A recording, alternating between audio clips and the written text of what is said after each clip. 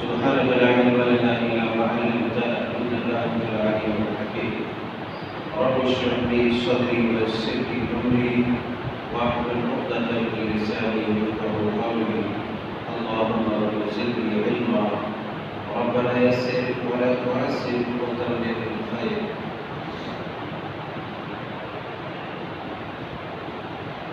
اسلامی بھائیوں بزرگوں جوانوں پیارے بچوں اور خواتین ملت اسلامیہ،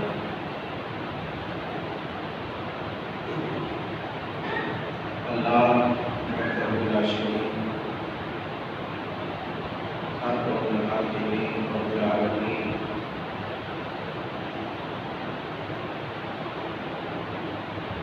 کی مہربانی، اس کی رحمت، اس کا فضل اور اس کے کرم سے آج کے خطبے میں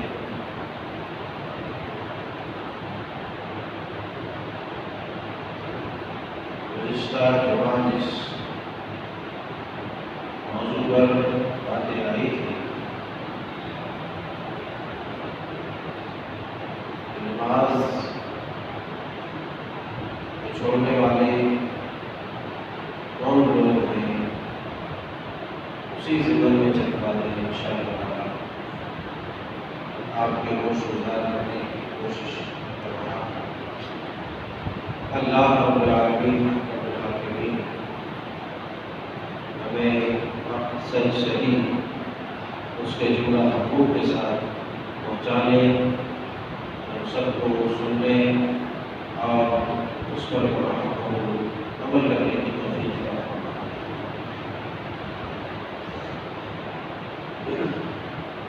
باتیں چلی تھی کہ نماز اللہ رب العالمین کی طرف سے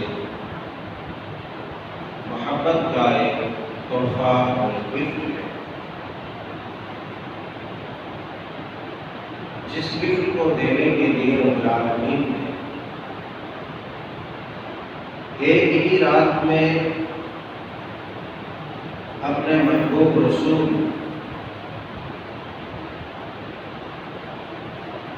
سید الانبیاء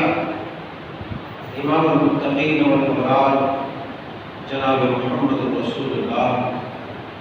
صلی اللہ علیہ وآلہ وسلم سرزمین حرم مکہ المکرمہ سے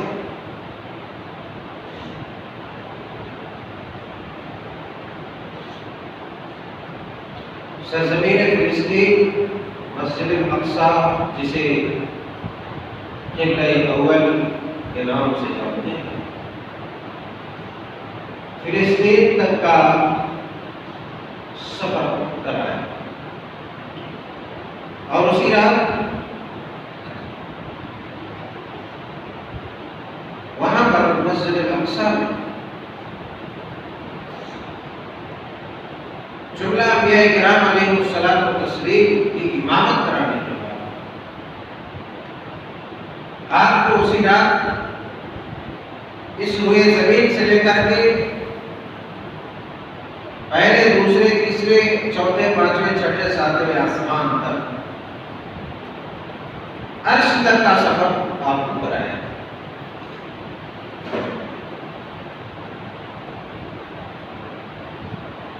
اور یقیناً اتنے لمبے سفر،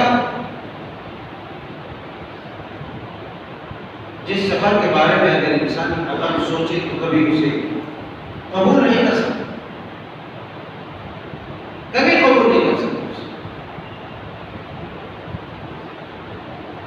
لیکن قدرت الہی، اللہ کے پاک پیغمبر کا معجزہ، رسول رحمت کا معجزہ تھا، اور اللہ کی عنایت تھی کہ ایک ہی رات میں اتنی لمبی مسافت فضاؤں میں گلیکسیز تک پہنچنے کے لیے راکٹ وہ کتنی جدوجہد اور کتنی تہودو اور کتنی کوششیں کرنا پڑتی ہیں، اس میں سے نہ جانے کتنے فیل بھی ہو جاتے ہیں، مگر اللہ تبارک و تعالیٰ نے اپنی قدرت کاملہ کی ذریعے سے ایک ہی رات میں اتنا لمبا سفر کرایا، اور اس سفر آپ کو جناب بہت سارے انعامات انبیاء کرام علیہ الصلوۃ والتسلیم سے ملاقات، لقاء، سماع، دعا، سلام، وہاں پر سب سے عظیم جو مقصد تھا وہ آپ کو محبت کا، اپنے محبوب کو ایک تحفہ دینا تھا، اور وہ تحفہ تھا نماز۔ وہ نماز کا تحفہ، اور اسی نماز کی حفاظت کے لیے آپ نے اپنی امت کو، اپنی قوم کو، مسلمانوں کو، اپنے ماننے والوں کو ہر ممکن طور پر تاکید کی، اور اس کے ترک کرنے والے، نماز کو چھوڑنے والوں کو قرآن نے اور خود رسول رحمت صلی اللہ علیہ وسلم کی زبان میں اسے مشرک قرار دیا۔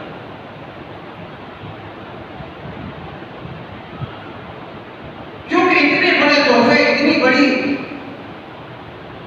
رحمت اور اتنا بڑا انعام اللہ تبارک و تعالیٰ نے جب اتنی لمبی مسافت کو طے کرنے کے بعد، ہم بھی دیکھتے ہیں، گفٹ لیتے دیکھتے ہیں، اور لینے والوں کو بھی دیکھتے ہیں، دینے والوں کو بھی دیکھتے ہیں، خریدنے والوں کو بھی دیکھتے ہیں کہ الگ الگ انداز میں الگ الگ جگہوں پر کئی نئی جگہ جاتے ہیں، دور دراز جا کے گھومنے کے لیے ٹور میں جاتے ہیں، وہاں سے اپنے چاہنے والوں کو، اپنے پسند کرنے والوں کو، اپنے پسندیدہ لوگوں کے لیے، اپنے محبوب ترین لوگوں کے لیے وہاں سے گفٹ لاتے ہیں، اور پھر ایک انوکھا انداز ہوتا ہے لینے کا، دینے کا، اس کا سنوارنے کا، سجانے کا، رکھنے کا۔ جب ہمارا اور آپ کا یہ انداز ہے تو اللہ اور اس کے رسول کا انداز کیا ہے؟ یقیناً انداز صرف اتنا ہی میں سمجھ میں آ جاتا ہے کہ مکہ سے لے کر کے فلسطین تک، اور فلسطین سے لے کر کے عرش تک آپ کو سفر کرایا گیا، اور اس سفر میں آپ کو نماز جیسی ایک عظیم عبادت تحفے اور گفٹ میں عطا کی، اور اس کے بھی فوائد و ثمرات اتنے رکھے کہ اللہ تبارک و تعالیٰ نے صرف 5 وقت کی نمازوں کے فائدے یہ رکھ دیے کہ جاؤ تو 5 وقت کی نماز پڑھو گے، مگر 50 وقت کی نمازوں کا ثواب ملے گا۔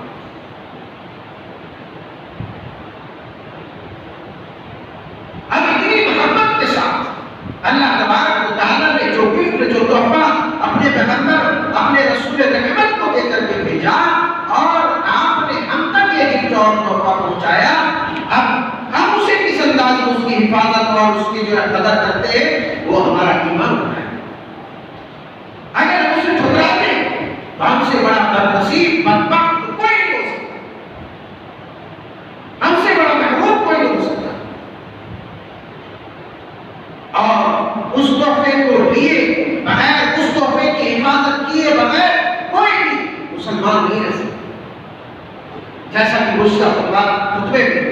آپ کو واضح کیا گیا قرآن آیت کے ذریعے یقین الصلاۃ ولا تکونوا من المشرکین، اور اسی تحفے کی حفاظت کے لیے جب آپ نے مکے سے لے کر کے مدینے تک کی ہجرت کیا،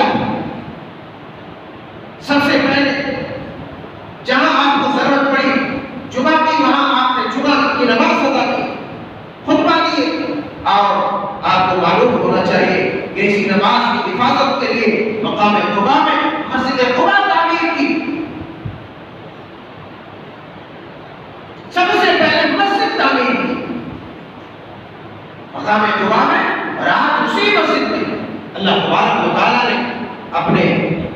ایک بندوں کے لیے، اپنے مومن بندوں کے لیے، اپنے محبوب رسول کو ماننے والوں کے لیے اتنا بڑا انعام رکھ دیا ہے اگر صرف مسجد قباء میں کوئی 2 رکعت نماز ادا کرتا ہے تو اس کو پورے کا ثواب ملتا ہے۔ یہ اللہ تبارک و تعالیٰ نے انعام رکھا۔ تو سب سے پہلے اس گفٹ اور اس تحفے کی حفاظت کے لیے آپ نے قلعہ تعمیر کیا، آپ نے قلعہ مسجد آپ نے تعمیر کی تاکہ اس ہدیے اور اس تحفے کی حفاظت کما حقہ ہو سکے، کیونکہ اس کے بغیر اس کی حفاظت صحیح طور پر نہیں کی جا سکتی۔ اسی لیے آپ بھی جب اپنے لیے رہائش کا، اپنے لیے گھر کی تعمیر کرتے ہیں تو آپ کو کم از کم سب سے پہلے اپنے گھر میں ایک جگہ چننا چاہیے کہ نہیں جہاں اللہ تبارک و تعالیٰ کی عبادت ہو، نوافل و سنت کا یہاں اہتمام ہونا چاہیے۔ ویسے تو آپ پورے گھر میں کہیں بھی پڑھ سکتے ہیں، لیکن سب سے پہلے آپ کے ذہن میں یہ بات آنی چاہیے کہ یہ تو میں گھر تعمیر کر رہا ہوں، یہ تو بنا رہا ہوں، مگر اس میں بھی کچھ خاص ہونا چاہیے کہ اللہ تبارک و تعالیٰ کی عبادت کے لیے رسول رحمت کو جو گفٹ اور تحفہ دے کر کے نماز کی صورت میں بھیجا، اس کی حفاظت ہم کریں، اس کے لیے ایک جگہ خاص۔ مگر افسوس امت مسلمہ کے گھروں میں بڑے بڑے ٹی وی اور بڑے بڑے LCD رکھنے کی جگہیں تو مختص ہو جاتی ہے، مگر 2 رکعت 4 رکعت 8 رکعت 6 رکعت نماز پڑھنے کی کوئی خاص جگہ مختص نہیں۔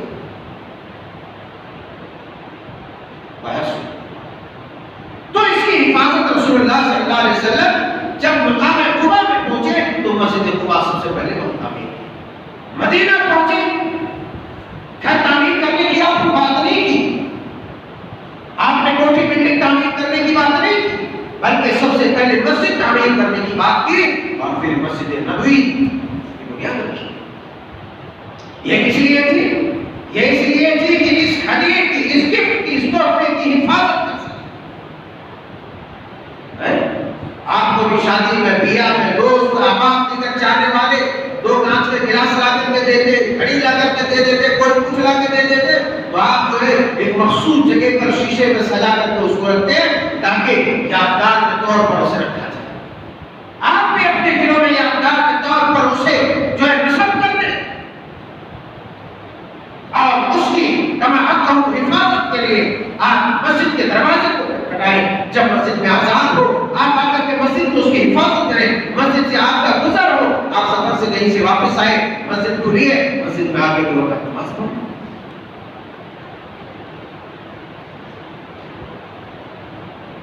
غرض یہ کہ اس کی حفاظت ہم کس انداز میں کریں، رسول اللہ صلی اللہ علیہ وسلم نے وہ انداز بتایا۔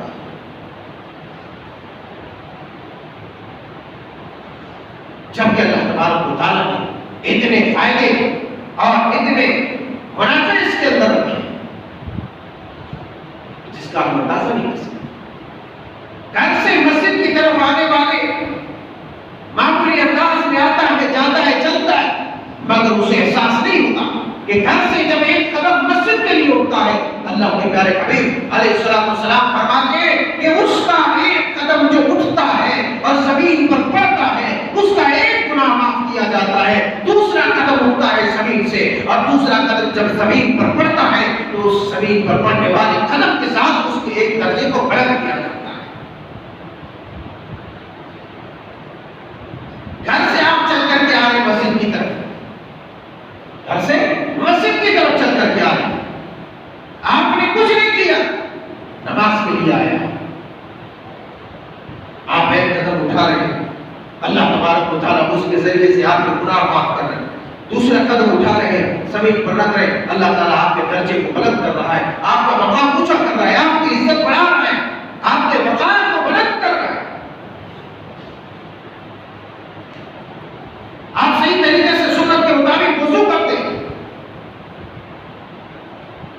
آپ کے وضو کے ذریعے سے آخری قطرے جو پانی آپ کے ناخن سے، آپ کے انگلیوں سے ٹپکتے ہیں، اس پانی کے قطرات کے ذریعے سے اللہ تبارک و تعالیٰ آپ کے گناہوں کو بہا دیتا ہے، گناہوں کو مٹا دیتا ہے۔ اور بڑی عجیب بات ہے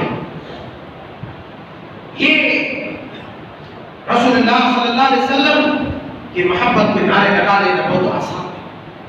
یہ کہہ دینا بہت آسان ہے کہ رسالت نبی کی حرمت پر ہم اپنی جان قربان کر دیں گے، اور یہ پیغام ہر عام خاص اور ہر مذہب و مذہب کے لیے، ہر مذاہب و مذاہب کے نوجوانوں کے لیے ہے۔ جو تھوڑی سی بات آتی ہے تو نماز کو پڑھنا پسند نہیں کرتے، مگر ضرور یہ کہنا پسند کرتے ہیں کہ نبی کی محبت میں ہم اپنی گردن پکڑا۔ جاؤ اگر تمہیں نبی سے اتنی محبت ہے، نبی سے اتنا پیار ہے، نبی کے لیے دل میں اتنی جگہ ہے، تو تم وضو کی حفاظت کرو گے، تم نمازوں کی حفاظت کرو گے، اور یہی وہ نماز ہے۔ صحابہ رسول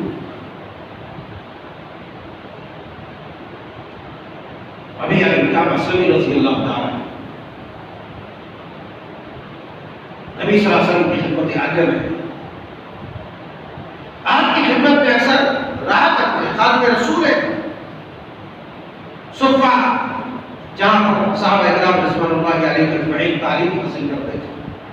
مسجد نبی کے باہر ایک چبوترا تھا، بیٹھنے کی جگہ تھی، اسی صفے کا ایک طالب علم بھی تھا۔ کہتے ہیں کہ میرے نبی صلی اللہ علیہ وسلم کی خدمت میں اکثر رہا کرتا تھا، آپ کی ضروریات اور آپ کی حاجت کو پوری کرتا، کام کو کسی چیز کی ضرورت ہوتی راتوں کو تو میں لا کر کے آپ کو دیتا تھا، آپ کو وضو کا پانی لا کر کے دیتا تھا۔ ایک روز نبی صلی اللہ علیہ وسلم مجھ سے بہت خوش ہوئے۔ ظاہر سی بات ہے، مسلسل ایک آدمی کسی کی خدمت کرتا ہے تو سامنے والے کو کبھی بہت اس پر پیار آتا ہے، بہت محبت آتا ہے، اور بہت پیار سے وہ کہتا ہے، کمال محبت اور شفقت میں کہتا ہے، لو پیارے تمہیں کیا چاہیے، تمہیں کسی چیز کی ضرورت ہے؟ کمال شفقت اور محبت میں کہتا ہے، وہ پیارے تمہیں کسی چیز کی ضرورت ہے؟ نبی صلی اللہ علیہ وسلم کی خدمت عالیہ میں صحابہ رسول ہے، نبی کے لیے وضو کا پانی لانا، نبی کی خدمت کر رہا ہے، اور اسی اسلام نبی صلی اللہ علیہ وسلم فرد محبت میں کہتے ہیں کہ تمہیں کسی چیز کی ضرورت ہے؟ سر مانگو تو مجھ سے پوچھو، آج تو مانگ لو کچھ۔ صحابہ رسول نے دیکھا موقع بڑا اچھا ہے، چوکا مارنا چاہیے ہوگا۔ انی اسألک مرافقتک فی الجنہ یا رسول اللہ، سبحان اللہ، کتنی عظیم بات ہے۔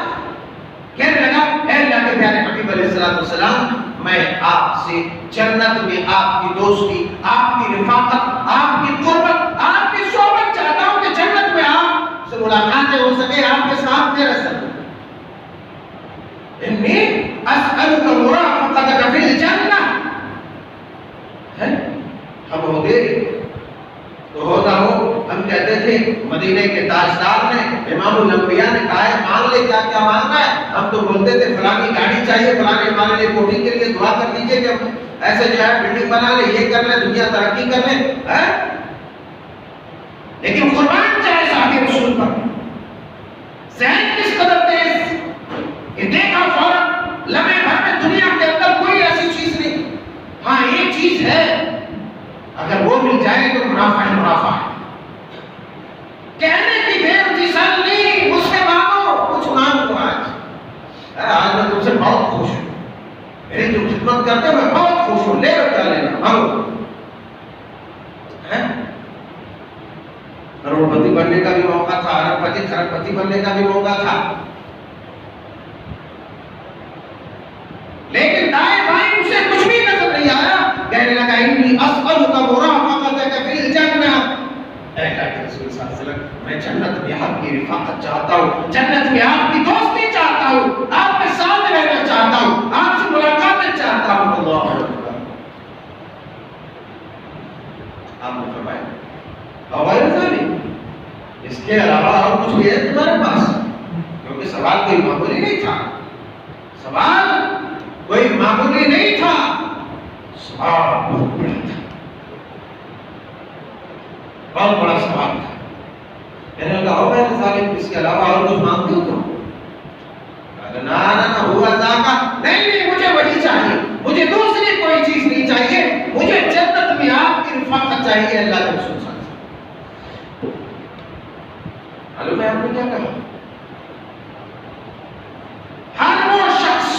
ایمان، جس کے دل میں ایمان ہے وہ یہی چاہتا ہے کہ میں نبی صلی اللہ علیہ وسلم کی زیارت کروں، نبی صلی اللہ علیہ وسلم کو دیکھوں۔ نبی کے ساتھ کون نہیں چاہتا ہے؟ دنیا کے رہو بہرو نچو پھرو، تھوڑا اونچے لیول کا لیڈر رہتا ہے، اس سے جو ہے ہاتھ ملانے کے لیے آدمی پریشان رہتا ہے، توڑ طوفان کر دیتا ہے، اس کو ڈھکیلتا ہے، اس کو ڈھکیلتا ہے، اس کو مارتا نہیں، مجھے سب سے پہلے ہاتھ ملانا۔ تو کون نہیں چاہے گا کہ تاجدار رسول سید الجن والانس امام الانبیاء سے کون آپ کی رفاقت نہیں چاہتا ہوگا؟ آپ کے ساتھ رہنا کون نہیں چاہتا ہوگا؟ آپ کی ملاقاتیں کون نہیں چاہتا ہوگا؟ ہر مومن کی یہ طرف ہے کہ وہ رسول اللہ صلی اللہ علیہ وسلم کی زیارت کر سکے، گرچہ خواب ہی میں ہو، کیونکہ نبی صلی اللہ علیہ وسلم کو جو خواب میں دیکھتا ہے وہ واقعی نبی صلی اللہ علیہ وسلم کی صورت کی زیارت کرتا ہے، چونکہ آپ صلی اللہ علیہ وسلم اور انبیاء کرام علیہ الصلوۃ والتسلیم کی شکل و صورت کو شیاطین اپنا نہیں سکتا، اپنا نہیں سکتا۔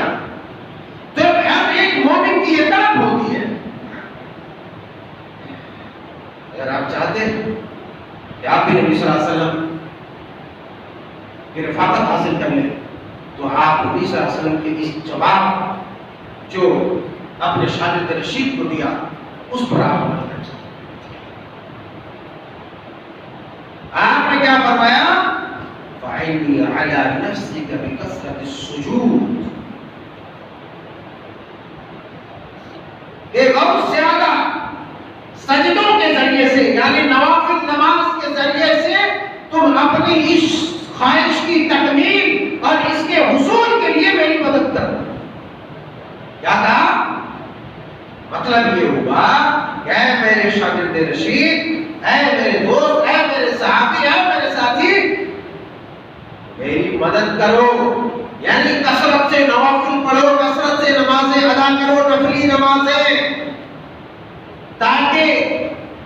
تم میری مدد کر سکو، میرے ساتھ رہنے میں، تمہاری اس خواہش کی تکمیل ہونے میں، تمہاری اس خواہش کو پوری کرنے میں میری مدد کرو۔ فَعِنِّي عَلَى نَفْسِكَ بِكَثْرَةِ السُّجُودِ، جب آپ نوافل کثرت کے ساتھ پڑھیں گے، ظاہر سی بات ہے نوافل وہی آدمی پڑھے گا جو آدمی فرض پڑھتا ہے، جو آدمی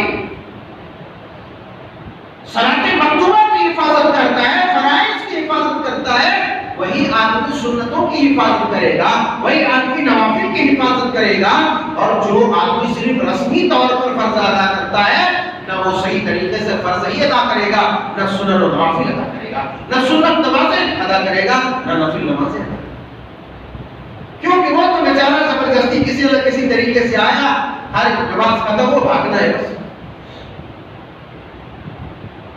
آپ سنت کی نوافل کی حفاظت کریں، یقیناً ایمان ہے ہمارا ایمان ہے کہ آپ نبی صلی اللہ علیہ وسلم کی رفاقت ہے، کیونکہ نبی صلی اللہ علیہ وسلم کی رفاقت کوئی معمولی چیز نہیں۔ دنیا میں جو آپ کے ساتھ جیتے تھے، مرتے تھے، رہتے تھے، آپ کے ساتھ وہ لوگ بھی نہیں رہ سکتے قیامت کے دن، مگر اگر آپ رہنا چاہتے ہیں، اگر آپ رہنا چاہتے ہیں تو آپ کثرت سے نوافل پڑھیے، آپ سنت نمازوں کی حفاظت کیجیے، سنت مؤکدہ راتبہ کی حفاظت کیجیے، جو ظہر میں، عصر میں، مغرب میں، عشاء میں، فجر میں، اور جو اس کے علاوہ جو سنتیں ہیں، تہجد ہے اور دیگر سنت نمازیں ہیں، ان کی حفاظت کیجیے کثرت کے ساتھ۔ انشاءاللہ ہمارا ایمان یہ بولتا ہے کہ آپ بھی نبی صلی اللہ علیہ وسلم کے ساتھ ہو۔ ایک دوسری روایت کا مسلم شریف ہی حضرت رسول اللہ صلی اللہ علیہ وسلم اپنے آزاد کردہ خادم غلام حضرت ثوبان رضی اللہ تعالیٰ عنہ سے کہتے ہیں، حضرت ثوبان رضی اللہ تعالیٰ عنہ کہتے ہیں کہ میں نے نبی صلی اللہ علیہ وسلم سے سنا، آپ ارشاد فرما رہے تھے، علیک بکثرت السجود، علیک بکثرت السجود، لازم پکڑو اپنے اوپر زیادہ نمازوں کے اہتمام کو، زیادہ سے زیادہ نمازیں ادا کرو، سجدے کرو، سجدے سے مراد نماز ہی ہے۔ علیک بکثرت السجود، زیادہ سے زیادہ سجدے کرو، یعنی نوافل پڑھو، فرض تو پڑھنا ہی پڑھنا، اس میں کوئی دو رائے نہیں ہے، مگر نوافل کا، سنتوں کا اہتمام کرو، کیونکہ فَإِنَّكَ لَن تَسْجُدَ لِلَّهِ سَجْدَةً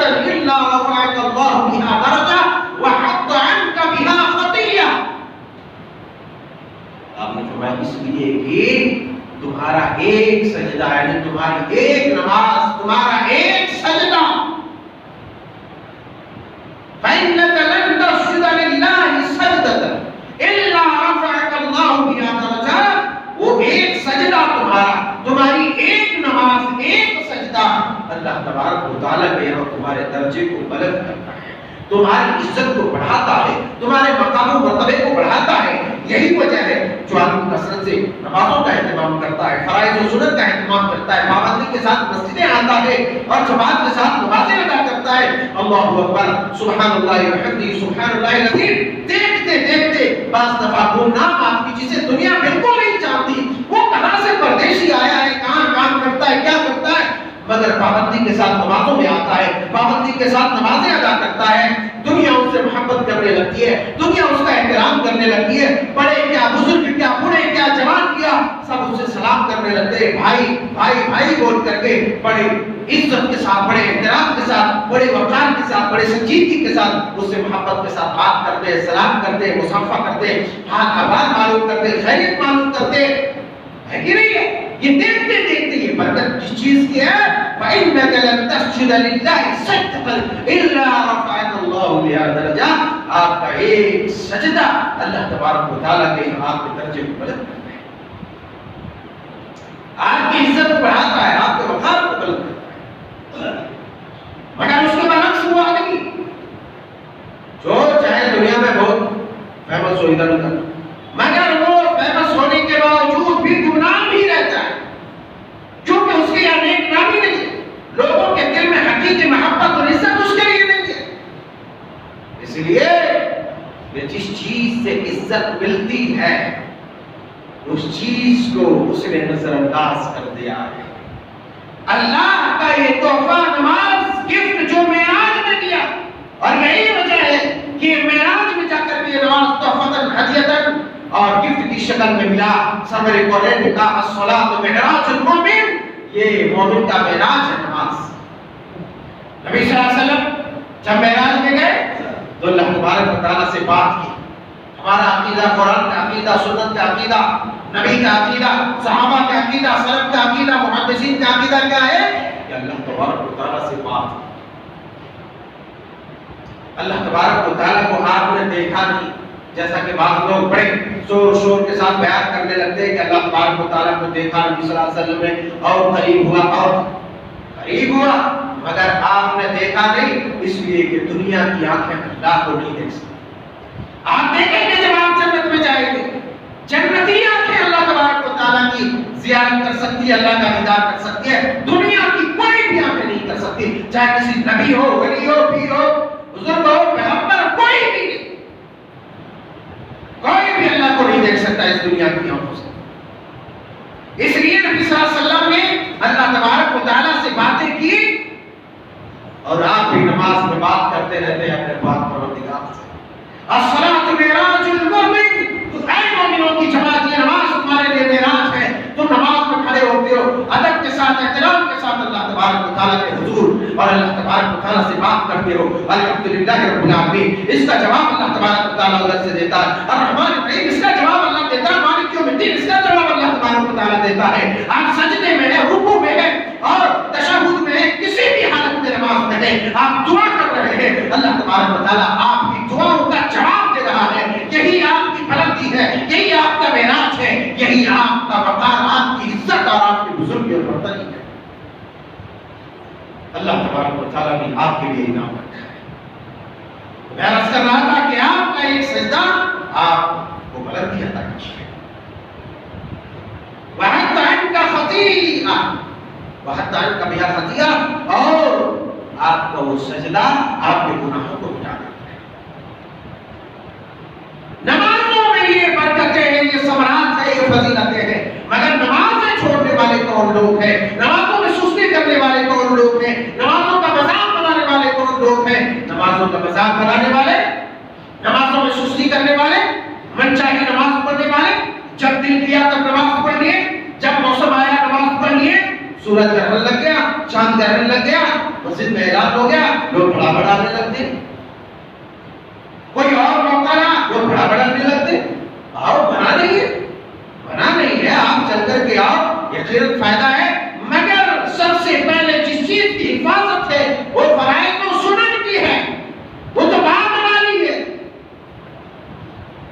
سورج کا رہنے فلانے چلانے، یہ تو عبادت کی نماز ہے اللہ والو.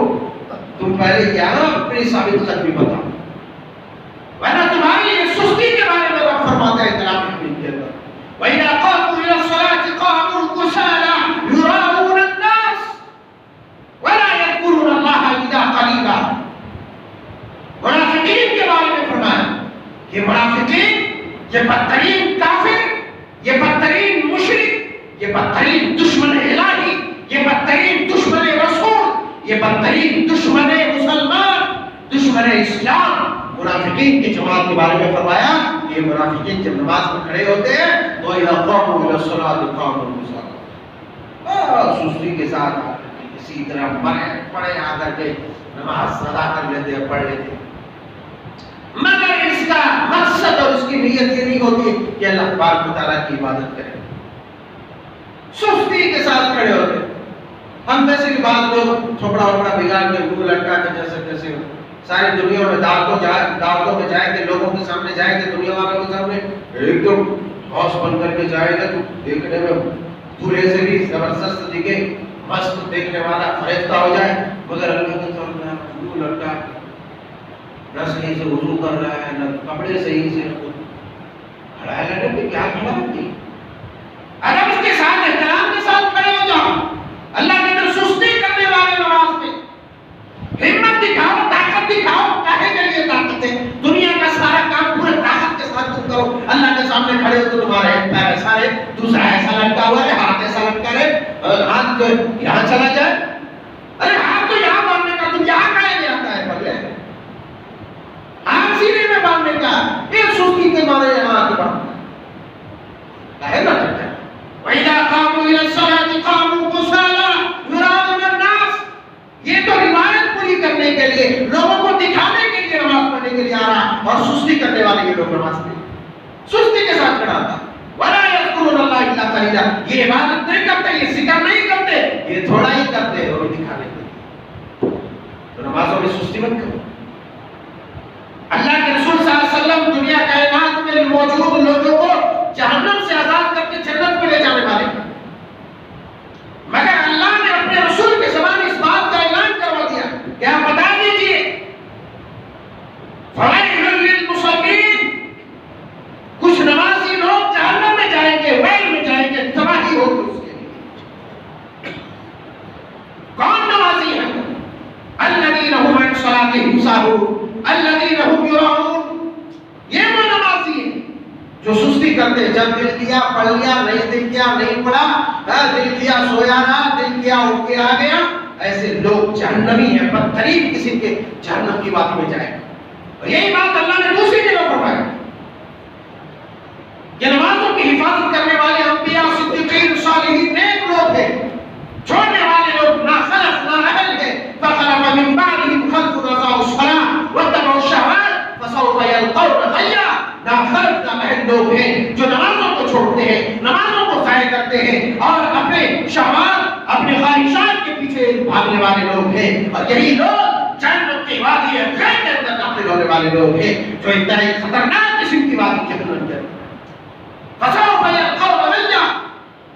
جاؤ گے جہنم. سستی کرنے والے لوگ تم دنیا والوں کے ایک آواز پر، ایک فون پر ایک ہی جھٹکے فون کر کے پوری توانائی اور قوت کے ساتھ کھڑے ہو سکتے ہو، لیکن تم فالج والے سے بھی بدتر، لقوا مارنے والوں سے بھی بدتر، ایک گلے سڑے مریض سے بھی بدتر کہ رب کی نگاہ پر، ندائے الہی پر، کہ جو یہ صدا لگاتا ہو اللہ اکبر، سب سے بڑی طاقتور ذات تمہیں آواز دیتی ہے، سب سے بڑی طاقتور ذات کی آواز پر لبیک کہتے ہوئے اپنی کامیابی کی طرف، اپنی کامیابی کی طرف، اپنی طاقت کو دکھاتے ہوئے، وہی طاقتور رب، وہی سب سے بڑی طاقت والا پروردگار جس نے تمہیں طاقت اور قوت